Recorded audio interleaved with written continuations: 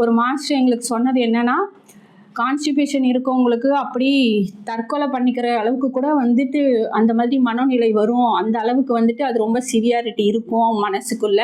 அது வந்து பாடியில் போயிட்டு ரியாக்ட் பண்ணும் அப்படின்னு சொல்லியிருக்காங்க. ஸோ அந்த அளவுக்கு வந்து கான்ஸ்டிபேஷன்றது அவ்வளோ கொடுமையான ஒரு டிசீஸ் தான். ஸோ இதை வந்து நம்ம ஈஸியாகவே சரிப்படுத்த முடியும். இதுக்கும் வந்து நம்ம வந்து தண்ணி நிறைய குடிக்கணும், ப்ளஸ் ஃபைபர் ஃபுட்டு கண்டிப்பாக சாப்பிடணும்.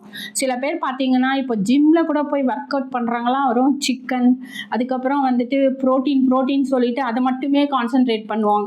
அவங்க பார்த்தீங்கன்னா கொஞ்சம் காய்கறி கூட எடுத்துக்க மாட்டாங்க. அந்த அவங்களோட இது வந்து கான்சென்ட்ரேஷன் ஃபுல்லாகவே வந்து ப்ரோட்டீன்லேயே இருக்கும். ஸோ அவங்களுக்கெல்லாம் நிறைய பேருக்கு வந்து கான்ஸ்டிபேஷன் வர்றதுக்கு வாய்ப்பு இருக்குது. அதே மாதிரி நீண்ட நேரம் வந்து உட்காந்தே வேலை பார்க்குறாங்க பார்த்தீங்களா, ஒரு கிளர்க்கோ இல்லை யாரோ ஒருத்தர் ஒரு ஷாப்பில் கூட போனீங்கன்னா ஒருத்தர் வந்துட்டு பைசா வாங்குற ஒரு இடத்துல பார்த்தீங்கன்னா அவங்களும் வந்துட்டு உட்காந்தே இருப்பாங்க. இப்போது காலையில் போயிட்டு சாயங்காலம் வரைக்கும் உட்காந்துக்கிட்டே இருக்கும்போது அந்த ஹீட்டு வந்து அதிகமாகிட்டு அவங்களுக்குமே வந்துட்டு பைல்ஸ் வரதை பார்க்குறோம். அதனால் உணவு மட்டுமே அதை கிரியேட் பண்ணணும்னு சொல்ல முடியாது, லைஃப் ஸ்டைல் இதுவும் தான் இருக்குது.